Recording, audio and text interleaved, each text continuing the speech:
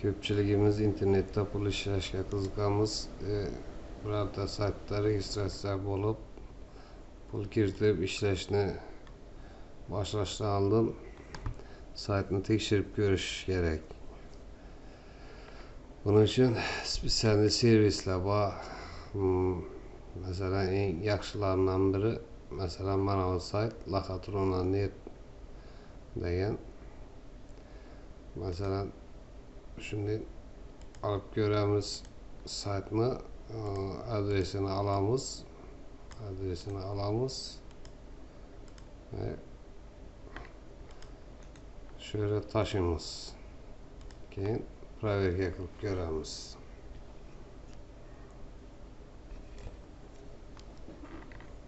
Значит, Lakatron ishonch yo'q, уже tekshirilgan, bularda spesial tekshirib turadigan odamlari bor, kanali bor, o'zini kanalida merhaba şu saytlarni tekshiradigan odamlar bor. Mesela yana bir sayt tekshirib ko'rishimiz mumkin. Mesela hammaga tanish umumiylni ko'ramiz.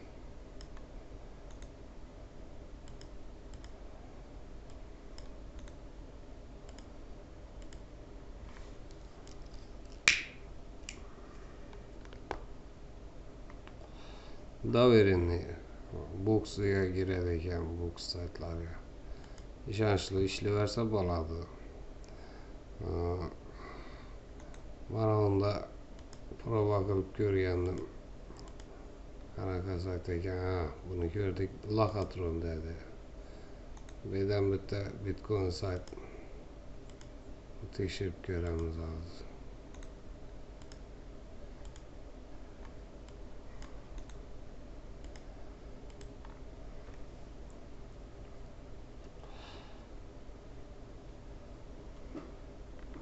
Lakatron bo'lmaydi.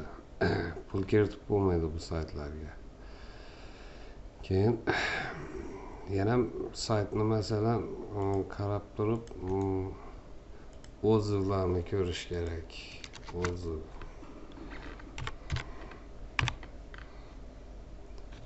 O'ziv deb yozamizdan qaraymiz şöyle.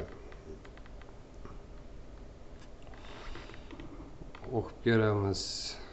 Mana videolari bor, shularni ko'ramiz. Bir saytga pul kiritishdan oldin Приветствую вас на своем канале. Сегодня shularni tekshirib ko'rish kerak. Ko'pchilik aniq aytadi. Ham yana bitta yaxshi servis haqida aytaman. Bu bitcoinchilar uchun yaxshi. Bitcoin masalan hozir $997 ekan bir bitcoin. Buni hisoblaydigan nimasi bor? Masalan, kalla aylanib ketadi bu nollardan. Masalan, shunday 5 desak, dollarda уже $1 20 ekan, 25 so'm bo'ladi, rubl bo'ladi ekan. Nima qilib ko'rish uchun tekshirib ko'rsa bo'ladi. Bu ofitsialniy sayt bu.